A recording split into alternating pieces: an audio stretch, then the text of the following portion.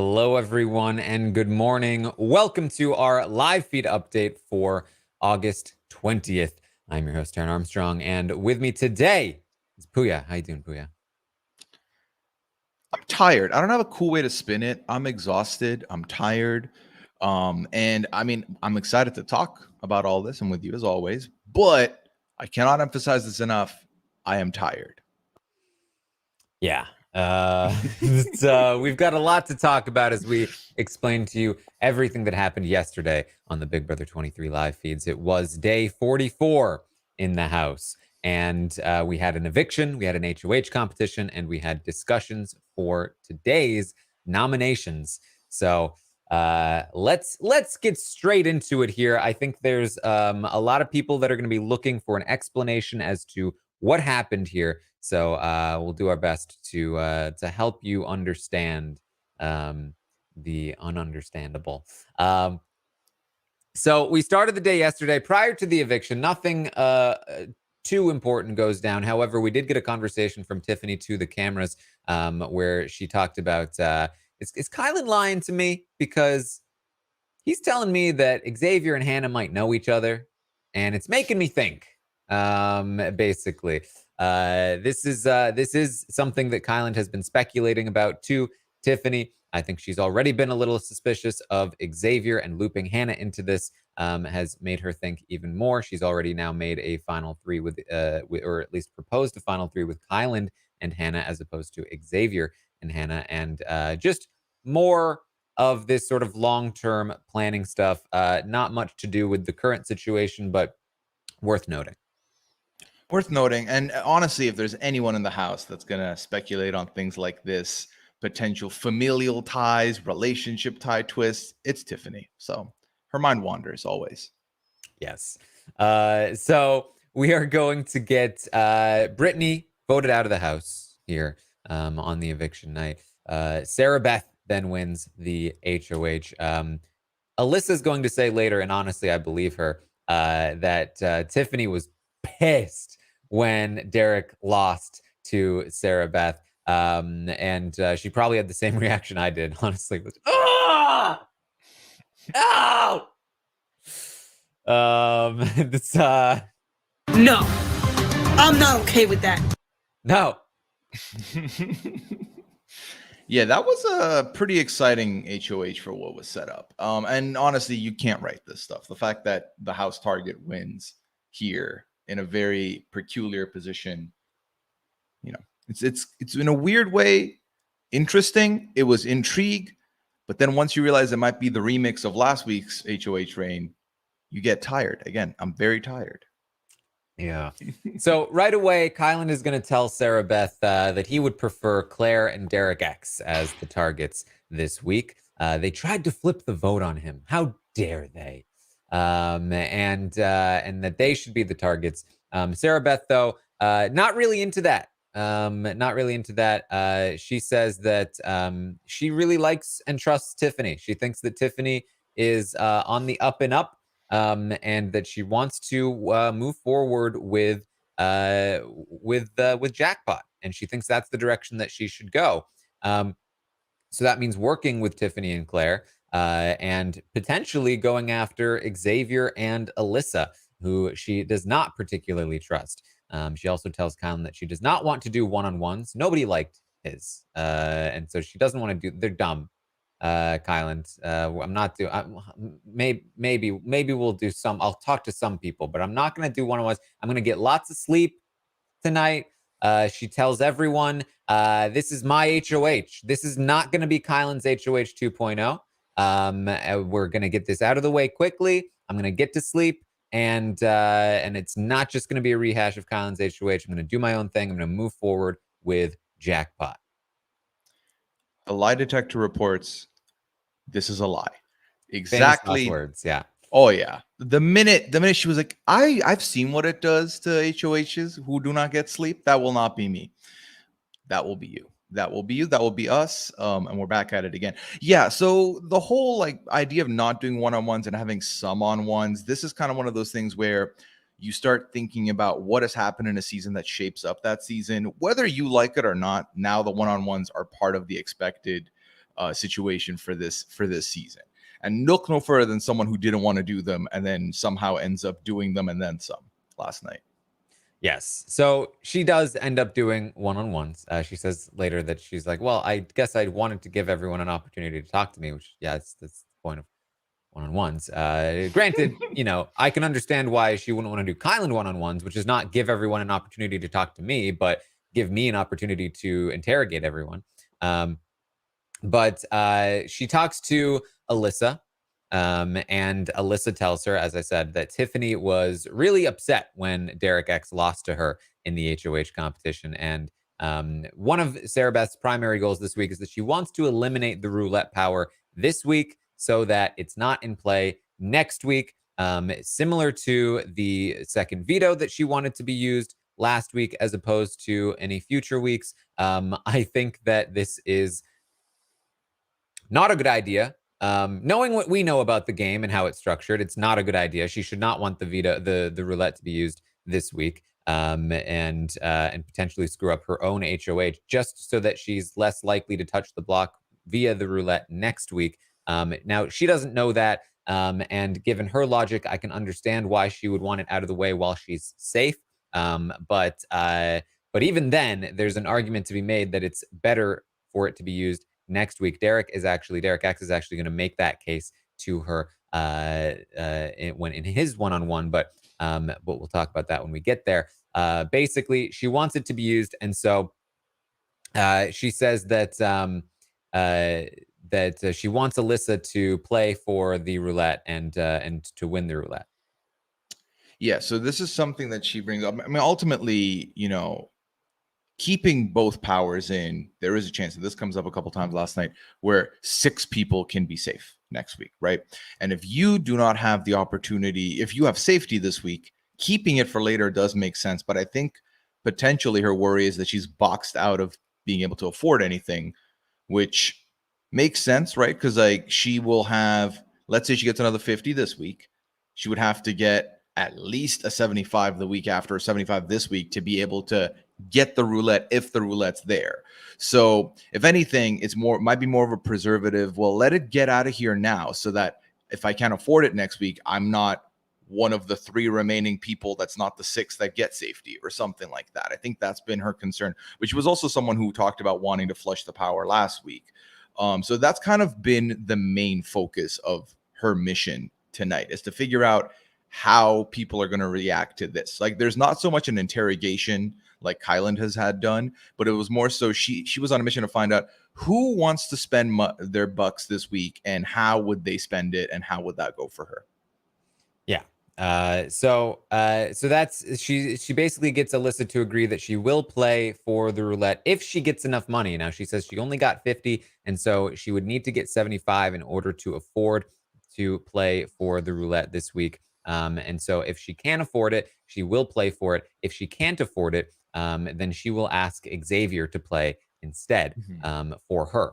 And so Sarah Beth is cool with that. And that's basically their one-on-one here.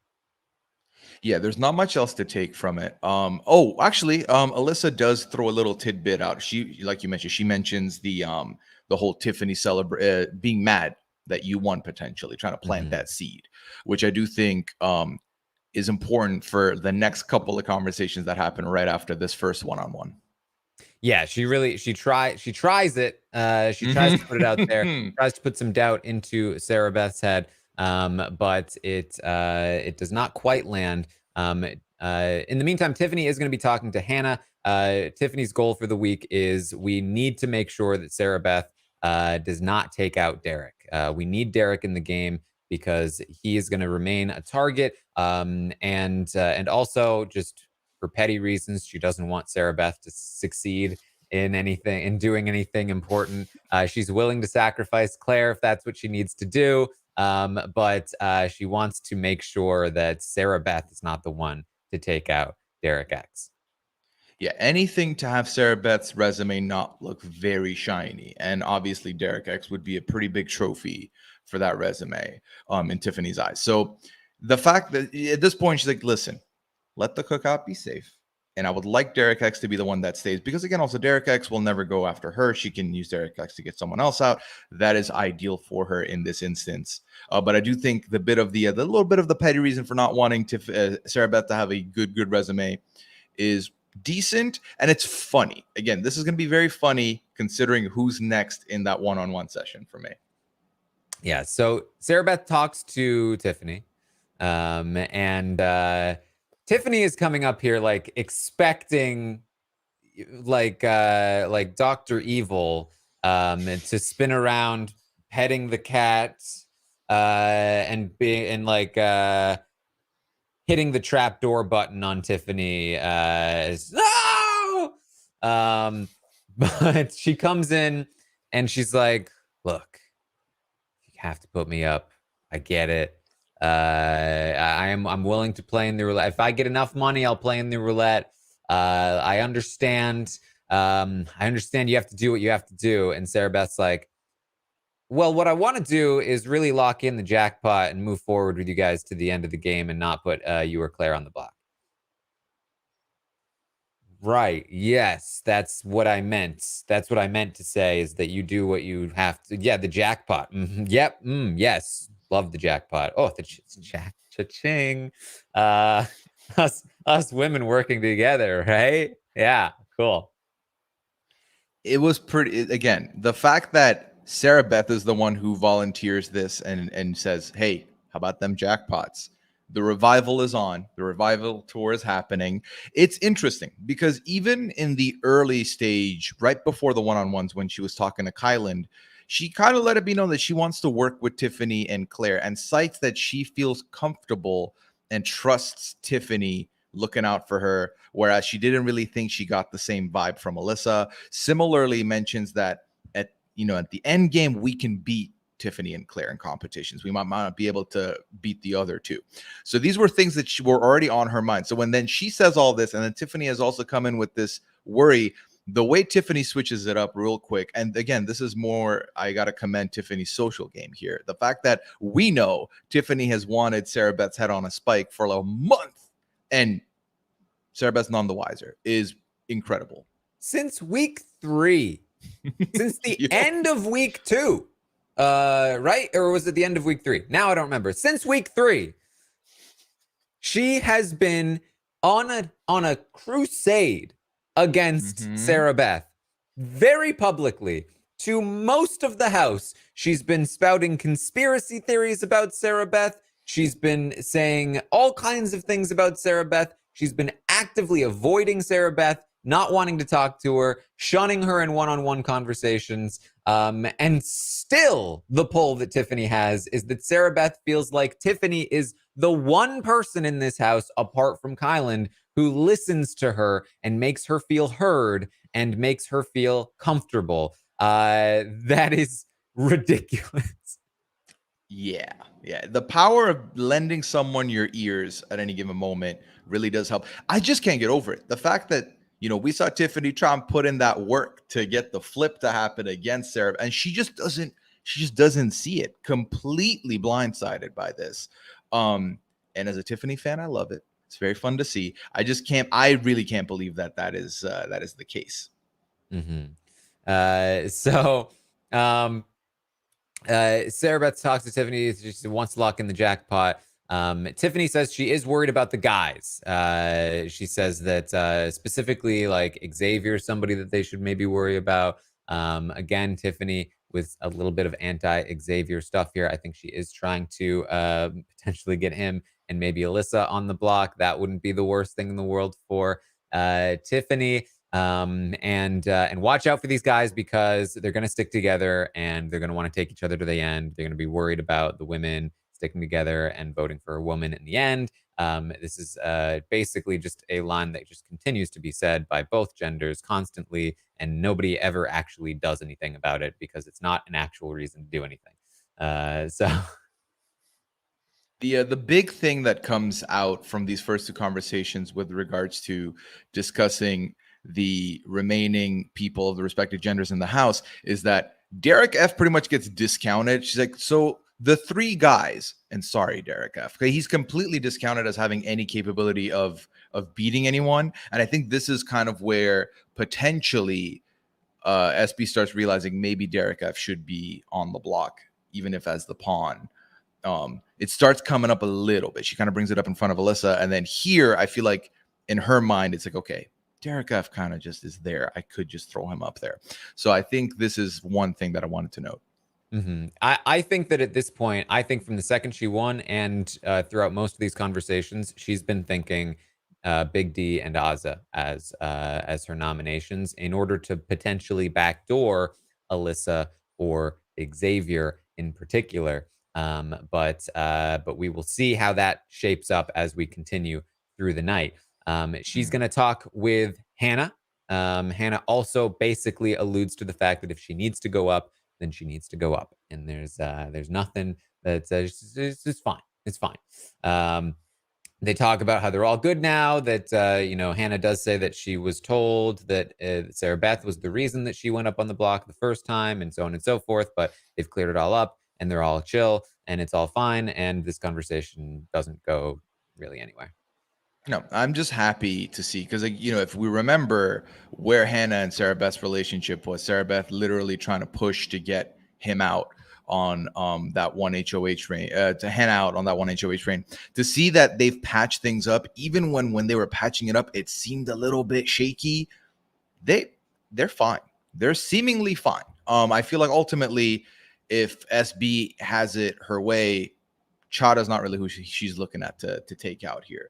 So again, this is one of those things where I feel like because of the worry that they might go up, the offering of the pawn ship is a bit of a problem, but you're not going to know when you walk into that room what to expect. So you have to do what you have to do to stay safe. But I felt ultimately good about this conversation. Again, like you said, there wasn't much game implication here for me.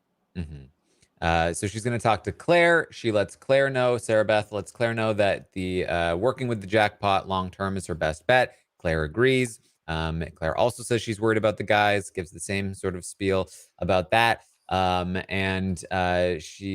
Beth lets Claire know that Alyssa told her that Tiffany was pissed about Derek X not winning the competition. And she doesn't believe it. She thinks Alyssa's lying to her. She says, please don't tell anyone, especially don't tell Tiffany. I don't want Tiffany to go off on Alyssa. But I, just so you know, this is what, Alyssa told me this. She's trying to get me to look at Tiffany and probably by extension you. But don't worry, I'm not believing it. And Claire appreciates, being letting her know. Yeah, and I thought this was very interesting to see because to give Claire that information, you must feel somewhat comfortable with Claire, right? And like Tiffany's not the only one who should be getting credit in the jackpot discussion here, because I think both of them have done a good job of making Sarah Beth feel heard. And this is proof of it right here. The fact that she's willing to tell Claire this bit of information and feel like she can trust her enough to not tell anything to Tiffany, that is a good job on Claire's part to get this bit of intel. Mm-hmm. So that's basically their conversation. Sarah Beth goes and talks to Derek. He opens with, you gonna make me spend my money? And she's like, like, oh man, really? Derek was not great in this conversation. She's gonna ask him about Tiffany being upset that he lost the competition, and he's like, well, I mean, yeah, she might have been upset. He's like, but would she have been like pissed? Like, oh, I don't know. I mean, maybe not. But I mean, I could see her being mad that I lost, but not mad that you won necessarily. And she's like, okay.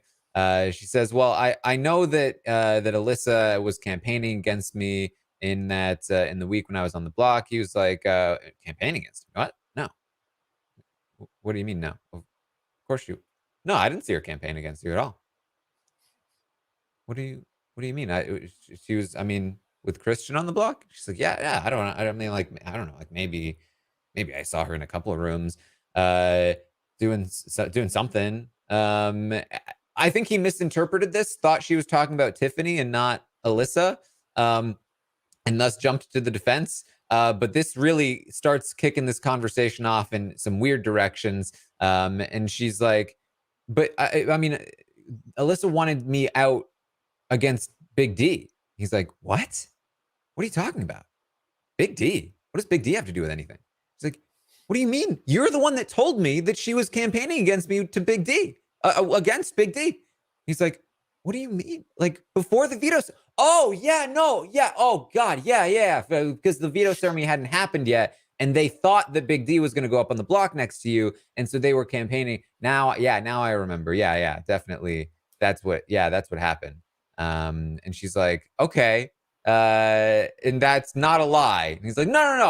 I believe, the people that told me they were definitely telling the truth. So, and she's like, can you now tell me who those people are? He's like,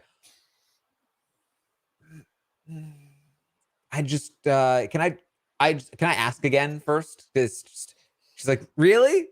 Come on, really? Just tell me. It's like,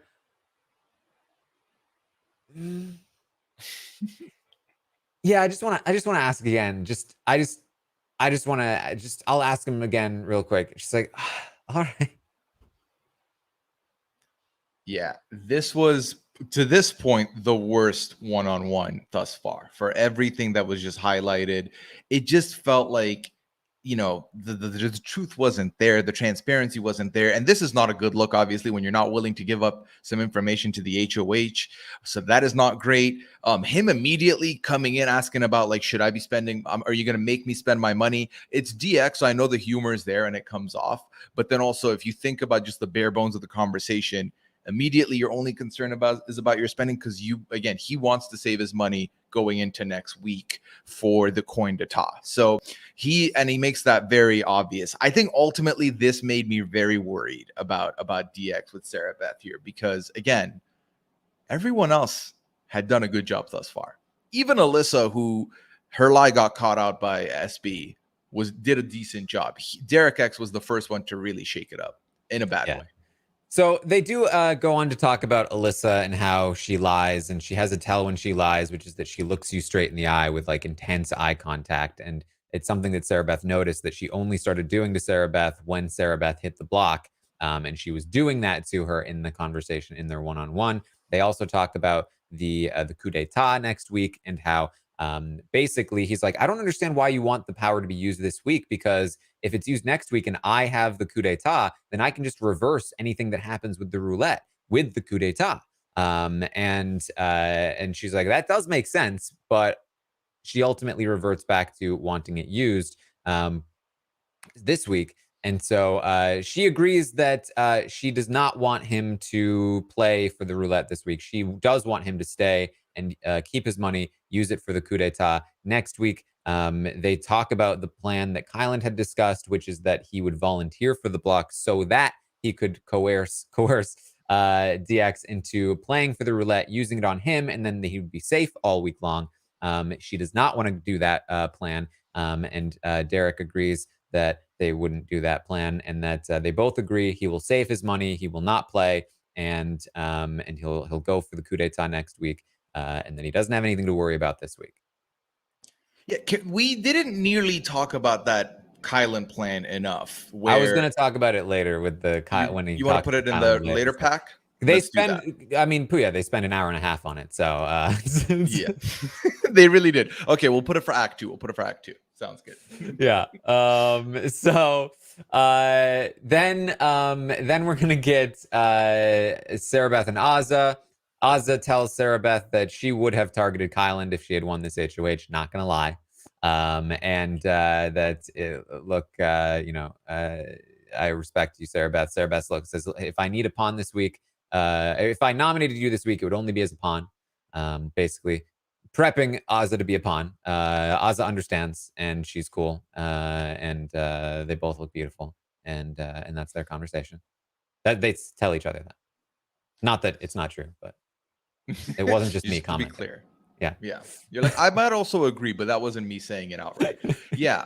And prior to the talks happening, she had mentioned, I believe to Kyland in passing, that she felt good about Azza. So I feel like Azza is someone, again, who she doesn't really want to put up, but I could see being thrown up if only as a pawn There's no question about that. So again, this conversation, especially with some of the other ones, this was more on the more straightforward ones, and Oz did a good job ultimately, unlike DX, who came in before her. Sarah Beth's also going to talk to Big D. This is the probably weakest of the conversations in terms of just point of it. Oof. It's Big D's just like, yeah, I only got 50. I got no money. And she's like, well, wouldn't that mean that somebody had to be lying? Did Brittany tell you? Did Brittany admit to you at least that she got 100? No. She told me 75. It's like, well, couldn't she have been lying? Like, well, hey, honey, everybody lies. This is Big Brother. Get with the picture. This is what happens in Big. Everybody lies. But yeah, Brittany definitely got 75. She told me she got 75, and I was like, yeah, definitely 75. So I believed her. But get with the picture. Everybody lies. So maybe some other people, because Brittany was telling the truth, other people are lying about 100, and I only got 50. I had no money.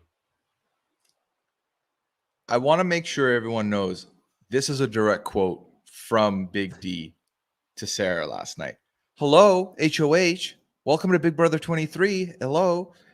Wow. Big D, what are you doing? Not only did you lie about your money, you lied about Brittany's money. Then you lied about lying. Then she asked you again if you were lying. Then you lied about lying. And for what? What is the point of this? When everyone pretty much knows what's going on, what is this facade that you're putting forward? What benefit does that have? If anything, he should be doing, what everyone else to this point has somewhat, where it's like, yeah, I'm willing to use this money to put the power, to get the power potentially to work for us. Hello, HOH, let's work together. No, just withholding information. And it doesn't, and Taran, he doesn't do it in a sly way. He doesn't do it in a way that is beneficial to him. The only way it looks is low-key rude, and like he doesn't mess with her at all. So it's just a bad on bad. And I mean, in my mind, if there were any doubts that DF might not hit the block at this point, this conversation should only solidify that he's touching that block.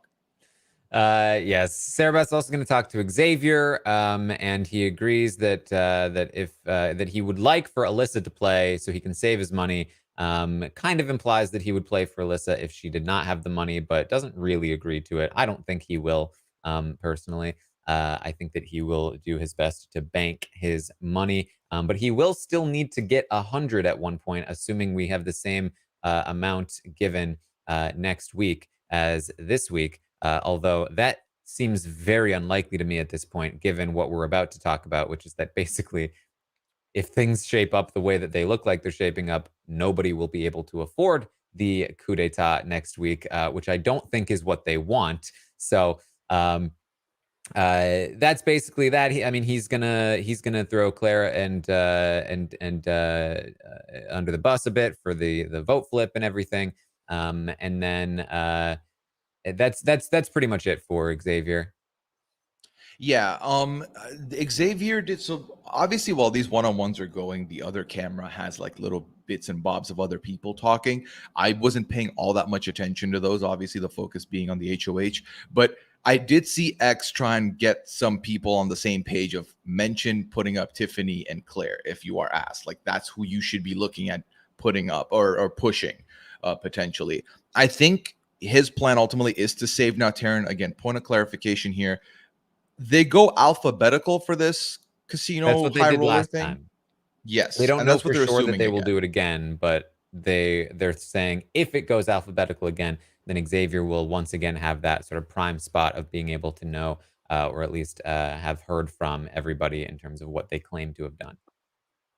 Yeah. Okay. So yeah. So then if it is alphabetical, Xavier obviously being in the best spot in the house to make a decision, because like Alyssa had mentioned earlier, it seems like they can communicate in between. So if Alyssa does go for it, he'll know. I don't think there's many instances where I see Xavier wanting to spend his money this week. I think he's going to want to save it for the coin de top. So Yes, I think so as well. Although if he only gets 50, he may, or sorry, if he only gets 75 or even 50, then he may realize that he might not be lined up for the coup d'etat and just go for this one anyway. Because with one cookout member potentially on the block at least, that does put him in some danger. So I wouldn't be super surprised if we saw him play, but I do think he would prefer to hold that money.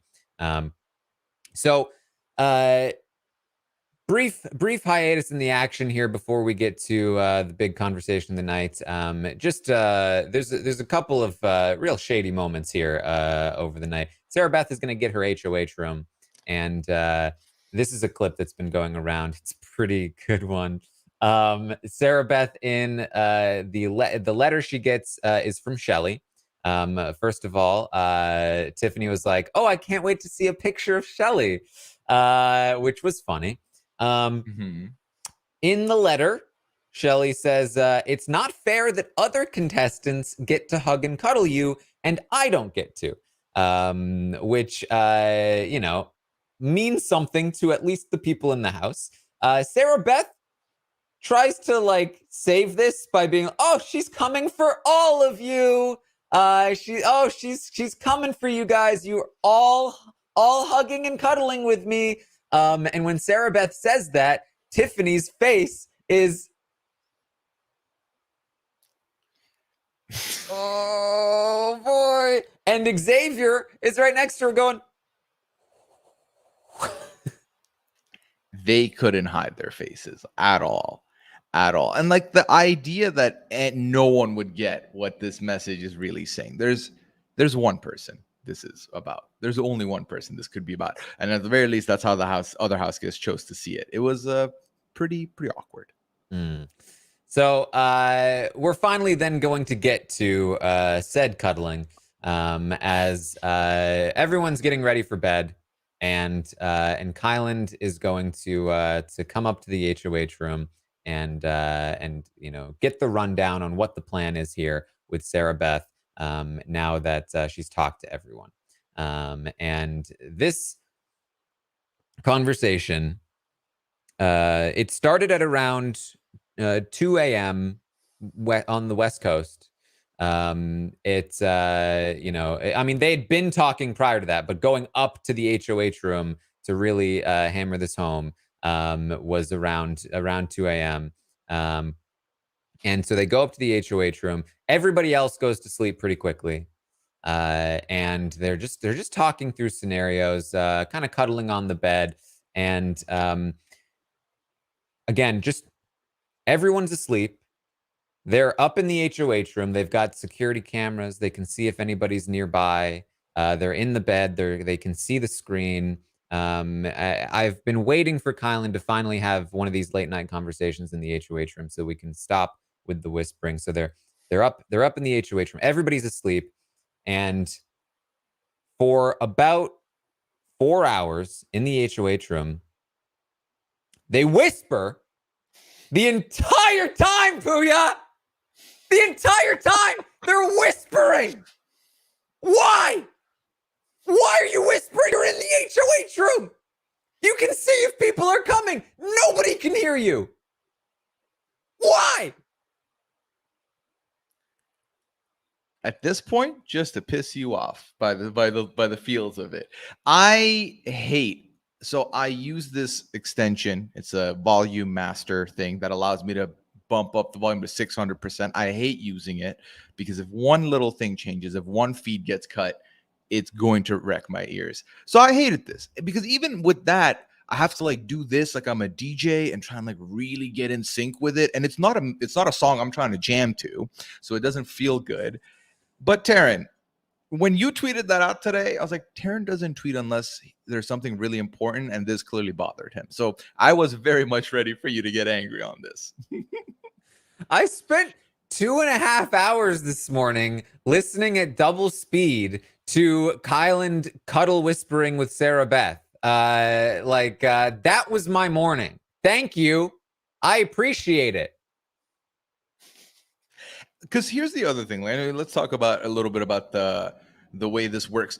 If they were regular speaking, you can hypothetically, if you're wearing wireless headphones, get up, do some stuff, maybe walk around. You can hear everything coherently. When it's whispering, you can't really move. You can't really make too much, because even if you're hearing it at the loudest setting, it still leaves a lot to be interpreted because some words will not go past the whisper test. It's hard to hear things properly. It is not ideal. You know, Danny last year was the big problem with this. And here we are in the HOH room. Again, and not only are they alone, not only can they see, it's like 2, 3 in the morning. Everyone had their one-on-ones. No one's lingering. Everyone's ready to sleep. I just don't get it. Yeah. You know, Big D has been dead to me ever since he ruined the blind side of Brent. Of course. But the whispering has made it official. Kyland is officially dead to me as well. No more whispering. So how many people can be dead to you in one season? So does Big D now get revived, or are they just both dead to you? They're both dead to me.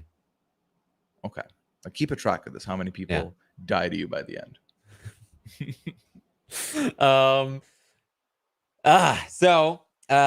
Here's how this conversation goes, because Kyland is dead to me, but he does some very good work here on Sarah Beth, because Sarah Beth is looking like she's about to do something that is very bad for the cookout and is about to break this whole game wide open, which is nominate 2 cookout members. And Kyland, obviously, even though that's actually probably good for his game, does not prefer that, because he wants the cookout to make it to the final 6.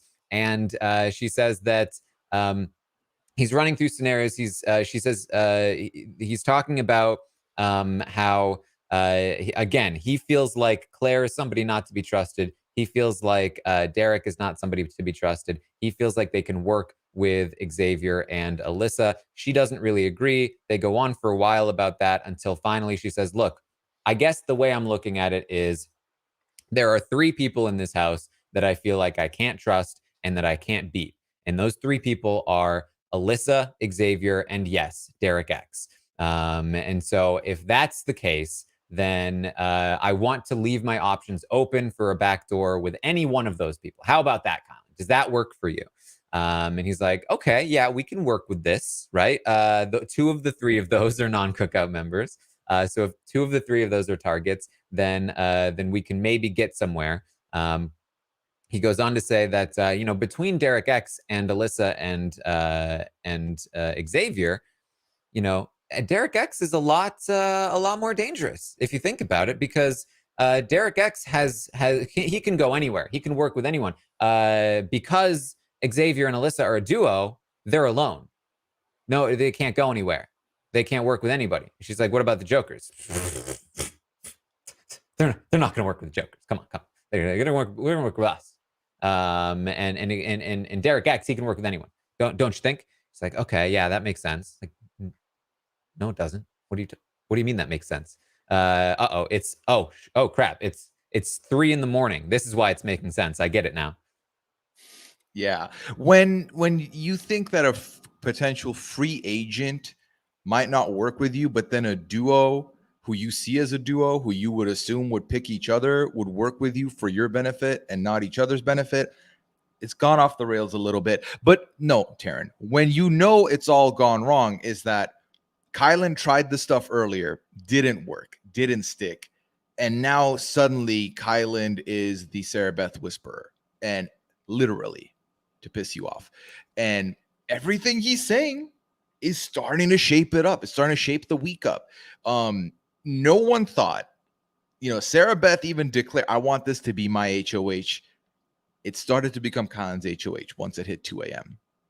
Yes. And so she then suggests, okay, so if we're going to target Derek, then what if I do Hannah and Big D as nominations? He's like, no, because then Hannah will pick Derek for the veto. You don't want that. She's like, oh yeah, okay. And he goes on to say, well, look, I think that Claire is the fastest person to put both of us up on the block where one of us goes home. Why don't we trust Claire? Because she was trying to flip the vote last week against me. Don't you understand that I won the veto and I used it on her, and she still didn't want to be with me afterward. She still didn't want to be on my side after all of that. Can you understand how upsetting that is. That after everything I did for her last week, she still didn't trust me and wanted to flip the vote. Do you know why she wanted to keep Brittany in the game? Because Brittany was saying she would come after us. Everybody knows that. Brittany was saying that she would nominate you and me together. That's why she wanted Brittany to stay. We cannot trust Claire.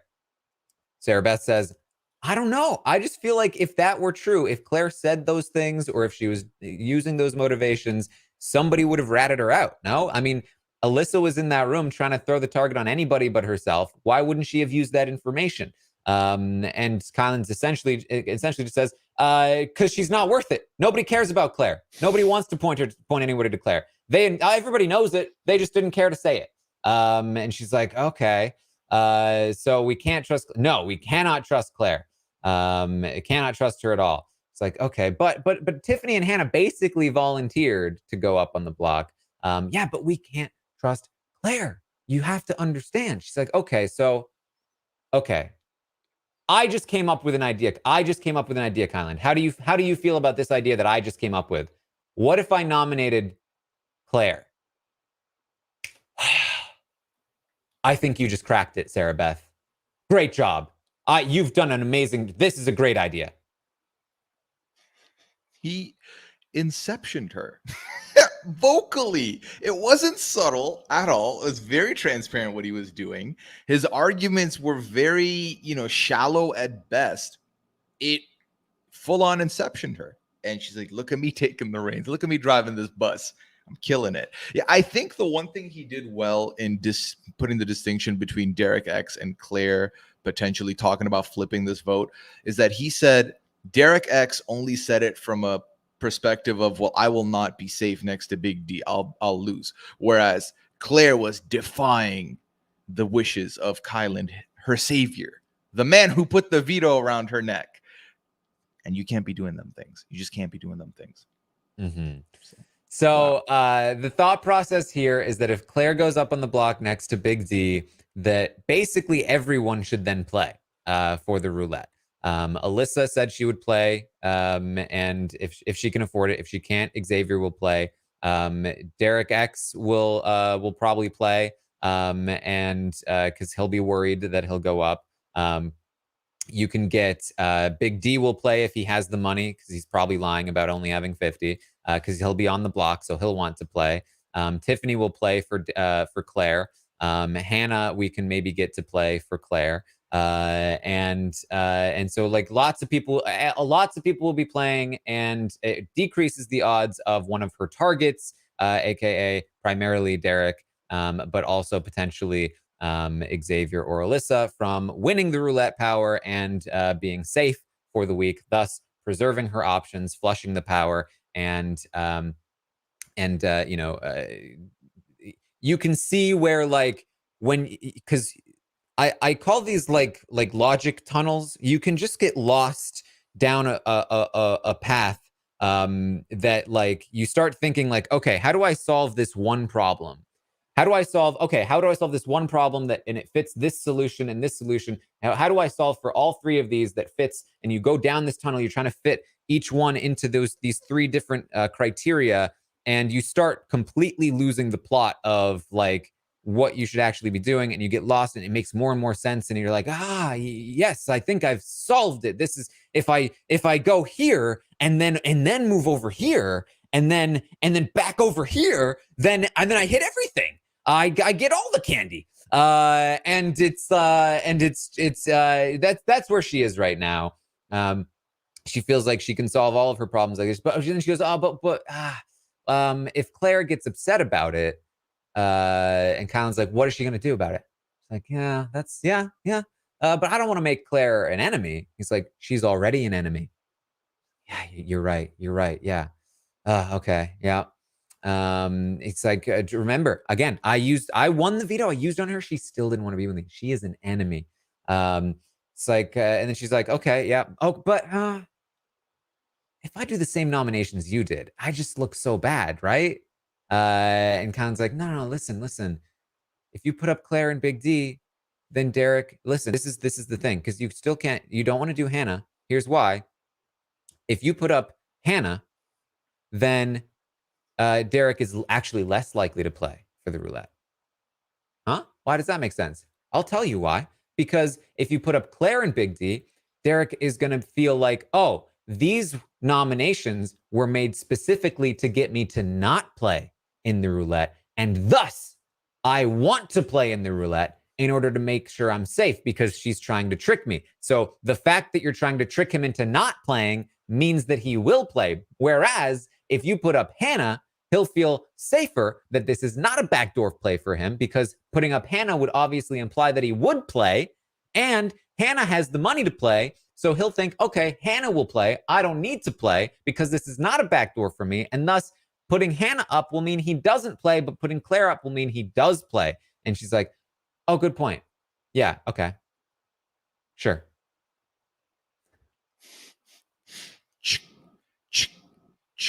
That's the sound of Kyland deleting everything that happened prior to this conversation. It really made me staying up useless. It really, really made it completely useless. So, wow. I just cannot believe it worked again. It's just baffling. It's just completely baffling.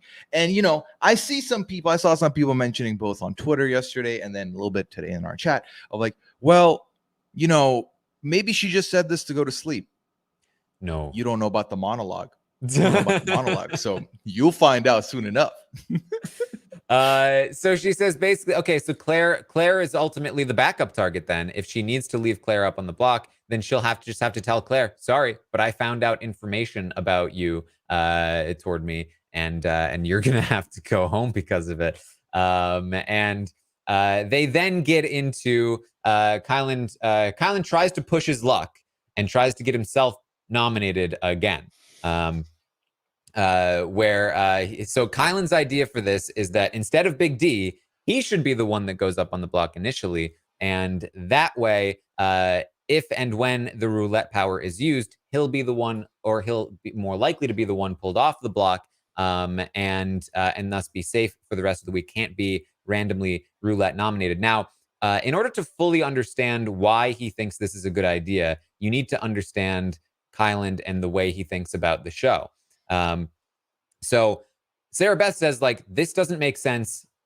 Basically, what I've been saying about some of these plans that a lot of these people plan for is that basically he's optimizing for the least likely scenario rather than the most likely scenario. He's putting himself on the block intentionally where he has maybe at best a 50% chance of being pulled in order to avoid a 1 in 6 chance that he gets put on the block in the first place. That doesn't make a lot of sense. However, again, you have to understand Kyland. Kyland in week 1, when he was nominated by Frenchie, he was in a weird predicament. He knew that Travis was a potential backdoor option, but Travis was on his team, and he wasn't sure if he should pick Travis if he got house guest choice in the veto. It was a whole thing. He was talking to Frenchie about it. Don't pick Travis. Don't pick Travis. Yeah, but if I don't pick Travis, then I'm gonna get in trouble. It's gonna look super sketchy that I'm not picking my teammate to play for me in the veto. And the whole discussion was like, why are you bothering to make this a whole thing when the odds of you getting house guest choice in the first place are pretty low? At the time, he said to those people, you don't understand how this show works. Because it's a big issue for me, I'm going to get the house guest choice. And then he did. Flash forward to this week, Kyland feels that because Sarah Beth is HOH and because this has been a big thing, if he is not on the block and he is available in the roulette, he genuinely feels that he will be the replacement nominee. It will not be random. He will be the replacement nominee. Look up to the cameras. He thinks it's rigged. Wow. Is there anything else I can say about wow? It's one of those things where, you know, sometimes similarly to this week, right? Sarah Beth looking to be the house target. Sarah Beth wins HOH. It makes you feel sometimes like, oh, wow, it really couldn't have been written better. And I think that's in Kyland's head. That's something that could happen where this really couldn't be written better if I end up on the roulette, on the block, on Sarah Beth's HOH reign. So the other thing for him that I feel like he might think, right? He doesn't necessarily know how far he's fallen down the pecking order in the cookout. But he's like, well, that's my squad. Like, they're going to keep me safe. I feel like I'll have the votes. Like, that might be something that's going through his head as well. But ultimately, it is just very strange how fixated. And he believes, Derek X will use the roulette, will play the roulette to save him. I think it's a combination of both the hubris that he's going to be in a good spot regardless, and also this little bit of, it's not superstition. What is a good word to describe it? Paranoia? Delusion, maybe a little bit. He thinks that he's going to be the one to go up. That they're going to make sure it happens. And I guess there's a little bit of like egotism there. That like, of course they're going to rig it against me. But yes, that's the reason he wants to go up on the block. Sarah Beth, though, says, I'm not putting you on the block. I'm not going to do it, Kyland. If you go home on my HOH train, it will be one of the worst HOHs of all time, which was a very funny statement for Sarah Beth to make, because her HOH is on track to be one of the worst of all time. But if Kyland went home, it actually wouldn't be. It's like, wait, you leaving would be bad for me. So instead, here, take my HOH and run with it. Do what you must to not have that happen.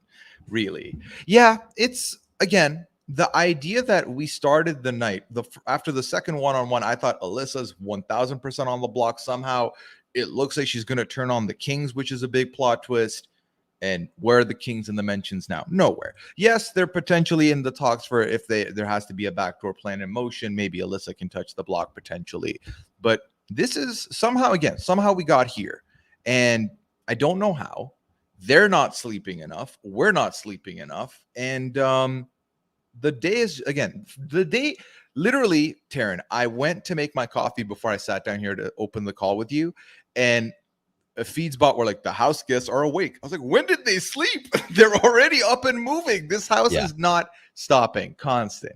Yeah, they this conversation ends at around 6 a.m. Pacific, Big Brother time, 9 a.m. Eastern. And around the time we started, about 2 hours later, they are up again. Sarah Beth is up. She got less than 2 hours of sleep. They end this conversation. Kyland says, love you. She says, love you too. You're amazing, Sarah Beth. And then he leaves. And then the cameraman zooms in on the photo of Shelly. Even the cameraman was done with them. I could not believe the shade. It's so shady. They were like, you kept me up all night. I'm going to zoom in on this picture. How you like me now? It was so shady. It's been very shady for sure. So that's that conversation. Again, if you thought perhaps she was just agreeing with Kyland to agree with Kyland, or that she was trying to get out of the room, she then spends the next 10 to 15 minutes pacing back and forth in the bathroom, practicing what she's going to say to Claire and Big D for why she's putting them on the block. This is something that she also, again, we condensed over 4 hours of conversation into this summary. And parts of it too are like, not just that she's doing what Kyland wants, but she was literally then like, okay, so here's what I'd do in the veto. I would pick, I don't even remember who she said. I would pick this person. He said, no, you can't pick that person. You have to pick this person. She's like, okay. But then I would want to say this. No, you can't say that. You need to say this. Okay. And like every single step of the way, he was micromanaging every single decision. Every word that came out of her mouth ran through Kyland. And then at the end of the conversation, she was pacing back and forth, practicing his words in order to make sure that she had them down for when she talked to the people when she made these moves. So she fully intends on following through with this. So we talked about potentially Kyland, what goes on in Kyland's mind with why he's talked about putting himself on the block and stuff like that. Why do we think Sarah Beth is listening to him? Is it because he was HOH twice and he knows the ropes? Is it because she has said, vocalized that she believes he's the only person in the house that would keep her safe? Is it just the loyalty factor? Is it because she trusts his instincts? Is it because she thinks they're on the same page? Like, what do you think is the number one reason why this was effective outside of the lack of sleep? I genuinely, I think the lack of sleep was a big one. But I think that something that she talked about in some of her one-on-ones is that she feels like I think she talked about it with Derek, that her read on people, she just doesn't trust it. She doesn't know who's lying to her anymore. She feels like she just doesn't understand who's lying and who's not lying to her, which makes sense given the fact that all of the people closest to her have been lying to her for weeks. Tiffany hates her guts, lying to her all week. Claire doesn't hate Sarah Beth, but has been lying to her. Kyland loves Sarah Beth, is also lying to her a lot. Nobody, not a single soul in this house has been telling Sarah Beth the truth since week 1 or 2 at best. And so she has been locked in this world of lies, and she doesn't know who's telling the truth and who's lying anymore because it's all lies. There is no truth to parse, but she's trying to find the truth and she can't parse it out. And so when Kyland is so adamant that you cannot trust Claire, you have to move where I'm going to move. I know this game more than you. I have more information than you. You have to rely on me. She does have to rely on him because she has nothing else. And so that's how these relationships work. That's why they're so effective. It's what Paul did in 19, is that he put everyone in their own little bunkers and he said, it's not safe out there. Don't go outside of your bunker.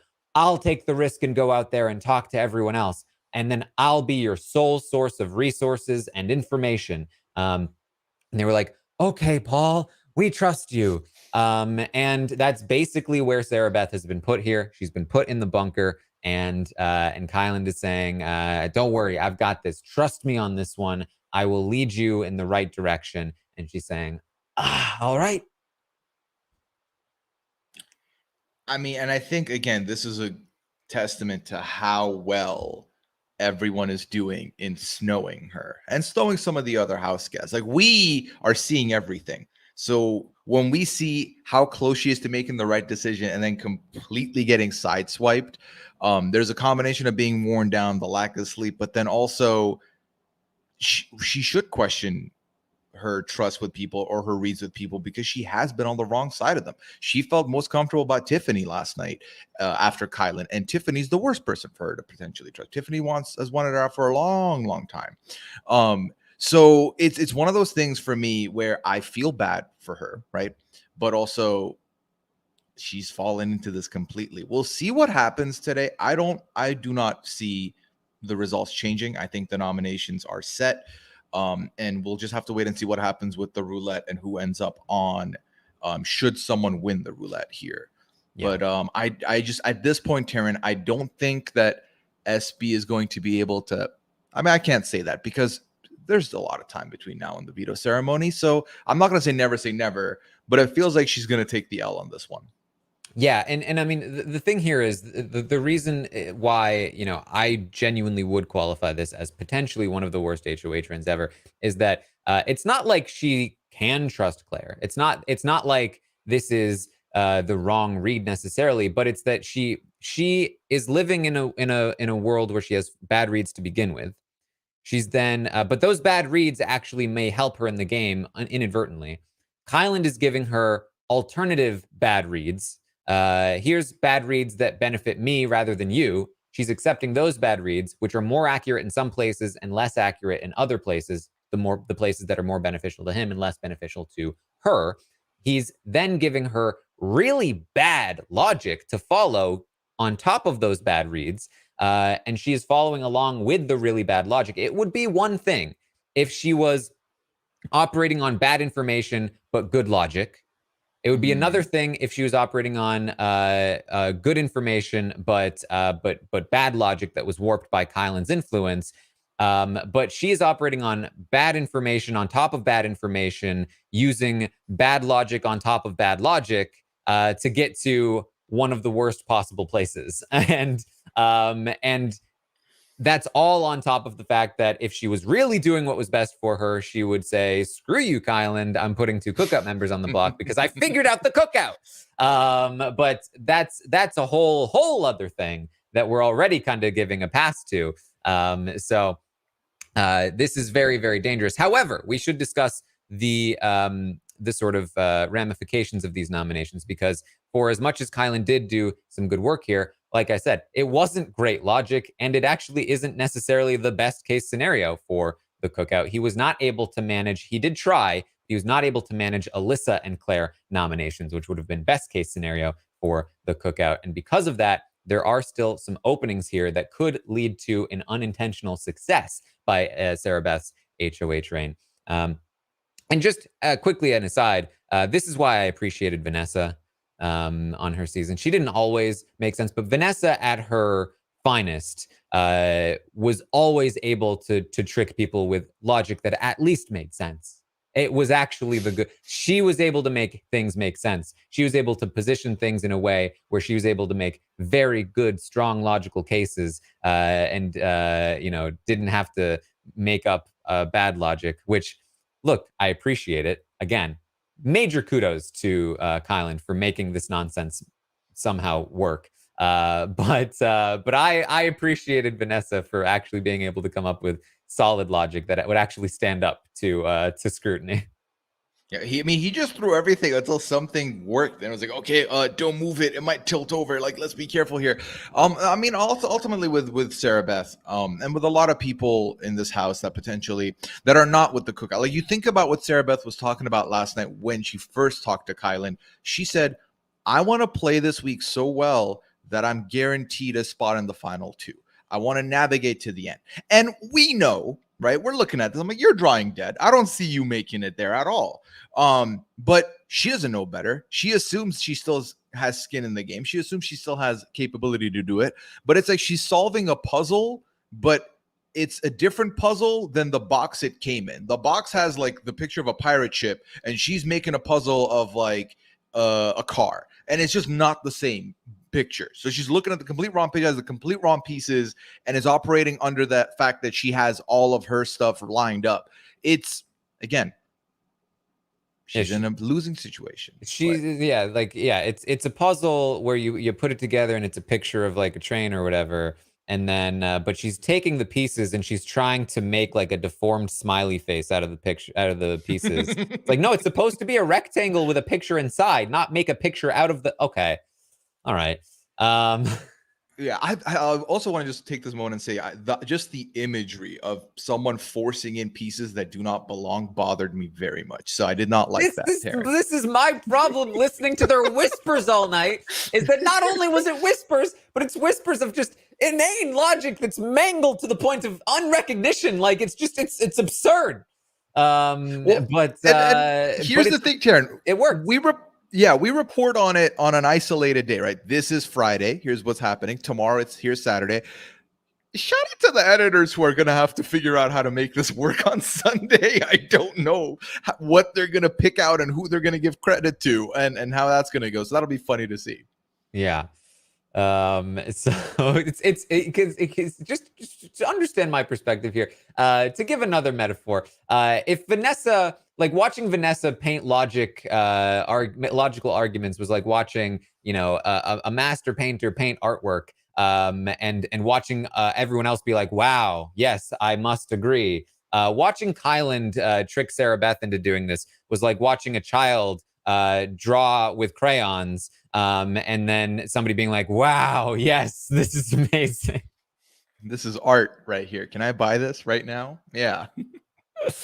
But again, I mean, here's the thing about Kyland. For the last 3 weeks now, he is getting his way. He is the one that convinced Eric X to go after Christian, which was a huge blow to a lot of people's games other than his own. He then made his own play last week, which wasn't even the best play, in my opinion, but it was what he wanted. And now this week, yet again, seeming to get what he wants. He is surprisingly effective at, you'd think his social game is his weakness, But his social game is actually the strongest part of his game right now. And it's the strategy that seems to be falling short, because let's, again, talk about this. So the nominations currently are planned to be Claire and Big D.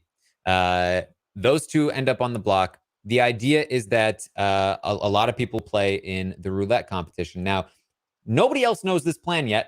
Xavier was just informed as we've been talking, and I think he was telling Alyssa about it. But Tiffany, Hannah, nobody knows that these nominations are going to be in place. Claire certainly doesn't.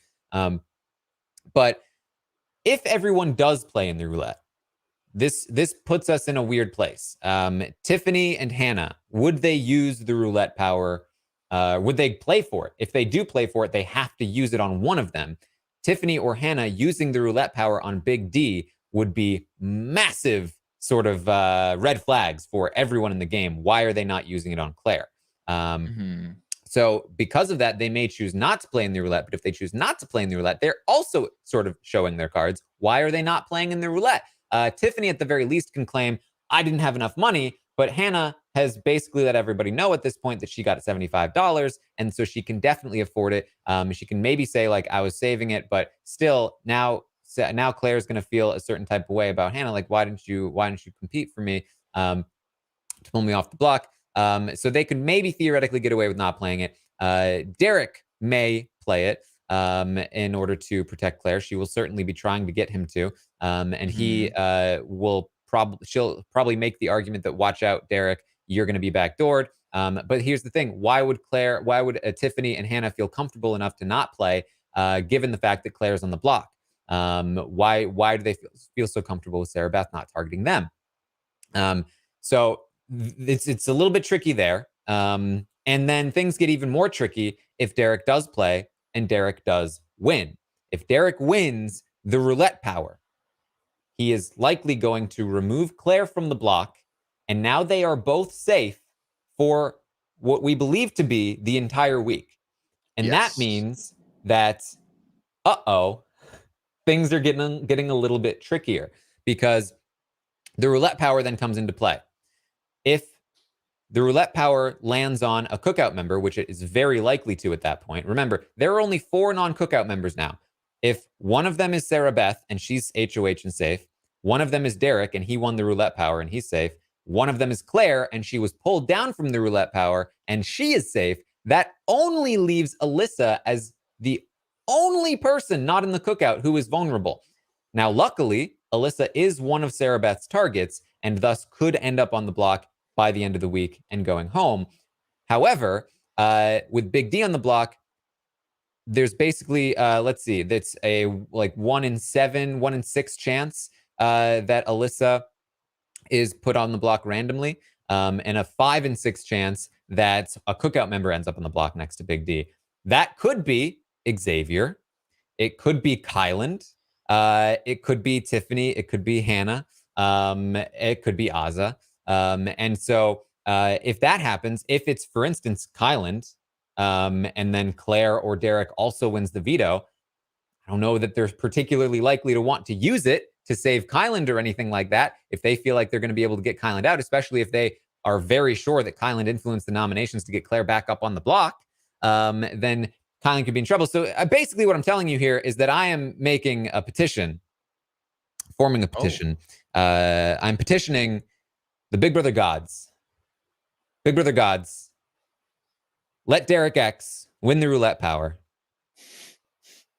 Then fulfill Kyland's inner desires and let him be chosen to go up on the block by the roulette power. Then let Derek X win the veto as well. Not use it. And get the whispers out of this house. That's what I want. And on this Friday, Taran said, let there be mess. That's what you're aiming for, is mess. Because that would literally be mess. It would be very fun to watch. The idea that at 10, the cookout might have to discuss who to get rid of.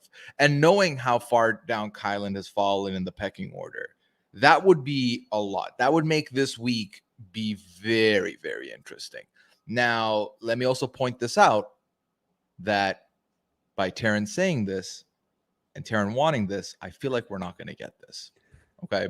Sad to say, but the opposite happened where Alyssa's the person who ends up on that wheel. This is the thing. It's very interesting with the variables that the roulette table brings. Now, real quick question. Let's say, so who is currently en route to be able to participate in the coin to toss? Let's say no one spends their money. Who can get it next week? Who can play it next week? If nobody spends their money, then Derek X could theoretically get there. Xavier, Hannah could both theoretically get there. Tiffany at this point seems locked out. Alyssa could theoretically get there with 200s. Big D, if I didn't already say that, could still get there. And I believe that is it. Azza could theoretically get there if she got 200s. Okay. So a lot of people could theoretically get there with very specific numbers. However, again, as things stand, I think a lot of people are going to be playing in this roulette game.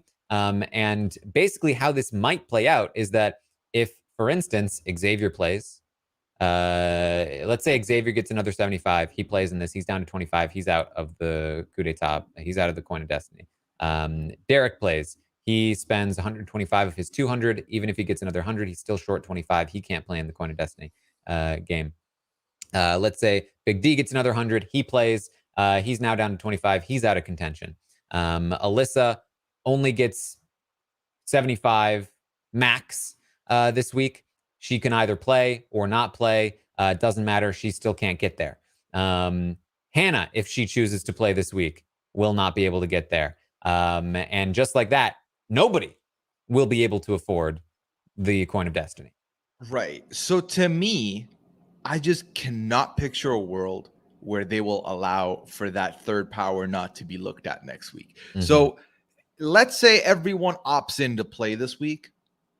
I'm intrigued to see how they change it up, push more BB bucks out there, or even double up next week's. I could see them being like, this week it's double the value for the votes, because there is no world that we're not going to see this coin in some capacity. They will not let us not see this. So I'm very curious to see what happens and who plays, because even if one person can play next week, then we're guaranteed to see it. But I almost want everyone to participate so that they have to figure something else out or push out more BB bucks, because I need more BB bucks in this house. I don't like that some people were just priced out for no reason, but they didn't get enough votes from the public. So yeah, I agree, and I feel like getting 3 weeks in a row of $100, like if Derek X is short, I mean, it feels designed this way. Which isn't surprising because it's poorly designed.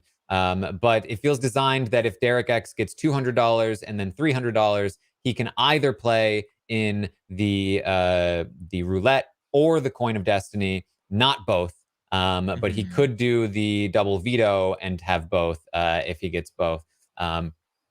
You'd think, like, in a theoretical world, you see when they're coming up with the twist, this is how it makes sense. If you get maximum money, you can play in 2 competitions, but not the 2 most powerful competitions. And then, you know, like if you're not liked by the audience, you can only play in the least powerful competition. And if you're in the middle, then you have a small chance if you save up everything for the most powerful. Otherwise, you can take the second most powerful, or if you go for the least powerful, then you didn't save your money properly and you don't get either of the bigger ones. Like, again, in a theoretical sense, that makes sense. They're like most of their twists, but they're ignoring the practical scenarios of you know, people targeting people with money. They're ignoring the fact that that, you know, you might have to spend money. They might be trying to flush the money from the game, and that people may not have enough money at all for the coin of destiny by the time it gets there. I mean, we talked about what a flop it would be potentially if you flip the coin and it doesn't land on the thing that you want it to land on. Yeah. But it would be even more of a flop if they have a whole segment supposed to be dedicated to the high roller room and nobody has enough money to play for it. So I think that even if they did initially design it this way and it's and they didn't account for this scenario, I think that at this point they would likely fiddle with the rules a little bit and add some more money in order to make sure that people would be able to afford it. And therefore, I think that Derek X should absolutely, under no circumstances, not play in this roulette competition. He should absolutely spend the money. The chances of him getting at least that extra 25 that he needs for the Coin of Destiny next week, I think, are pretty high at this point. And hey, he might even win the HOH competition next week anyway. So, it's he definitely needs to play. I have a hard time seeing him not play. A lot of people want him to play. Nobody's going to be telling him to not play. So I think he will. And that's now the problem is that he'll be playing against a lot of other people. Anyway, to make this to sort of like what to look out for here. Big D and Claire going up on the block. We do not know exactly what Hannah and Tiffany will do with their potential ability to play in the roulette competition. I do not expect Alyssa to be able to afford it. I think that means that we're looking at Xavier, Derek, and Big D as the three people that are most likely to play in this competition. It's possible that Ozza, because somebody has to move up to 75. Now, I think that's likely going to be Claire at this point. Based on what I saw last night. Yeah, I think Claire, Big D, and DX are going to, if I'm making the guess based on what I've seen, will be the three $100 recipients if the Big Brother group is any indication of what the casuals might be doing. So that means that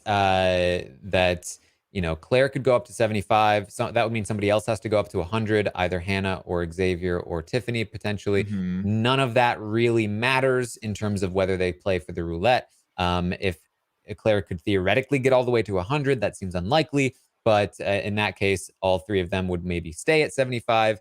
But it basically would probably take somebody else dropping from 75 because they were disliked in the edit of the episode, like Xavier for saying that he wanted to target Derek, or Tiffany for not supporting Derek. If they dropped out of 75, we could see Ozza move up into 75 because she was supporting Brittany, and she has been a character on the show. At which point she would be able to afford the roulette power, and then there could be maybe another person playing. And maybe that would be a third person playing or a fourth person playing in the roulette. But basically, that's what we're looking at. At least probably Derek, maybe Xavier, and probably Big D playing in the roulette. Maybe Ozza, maybe Alyssa. And then Hannah and Tiffany, what do they do? We're not sure. Can Tiffany even afford it? She would need to bump up to 100 in order to be able to. And then Hannah, what does she do? I think she'll, again, be inclined to not want to play so that she's guaranteed that Coin of Destiny, which means, by the way, that if Hannah does not play, even if Derek is safe this week, we could see that scenario of Hannah using the Coin of Destiny to nominate Derek next week. But that's what it comes down to. Derek winning this roulette would be massive for him and Claire and Sarah Beth. But him losing would mean probably that Big D comes. Anybody else other than Derek, except for perhaps Tiffany and Hannah, we don't know what they would do, would likely pull Big D down, and then we would see potentially Derek or Alyssa go up next to Claire or one of the cookout. Either way, we're then looking at the veto and what happens there. If the veto is not used, Claire goes home. If the veto is used, Derek probably goes home. And it's all going to come down to that. The one guarantee today is that we're going to have feed outage for a long period of time while everyone goes into this room, gets their balance, decides they're going to participate. So I would expect any of you who are like, I'm so excited for the feeds, you have about 4 hours, 5 hours today of free time to do other stuff before you glue back down tonight to see the fallout of everything that happens with this high roller room. Yes. Last week, the feeds were down for, I think, close to like 7 to 7.5 hours for the high roller situation. Probably not going to be quite as long this time. There are going to be fewer players for it. And they kind of know what they're doing this time. So, but yeah, I would expect the feeds to be back sometime late afternoon Big Brother time to evening Big Brother time.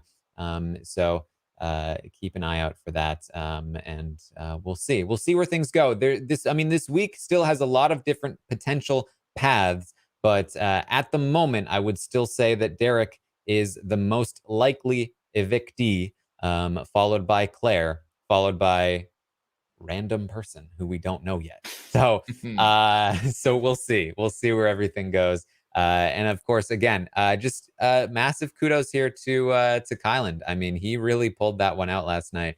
And we'll see where this goes from here. Yeah. I'm excited. I'm excited to see how this could play out.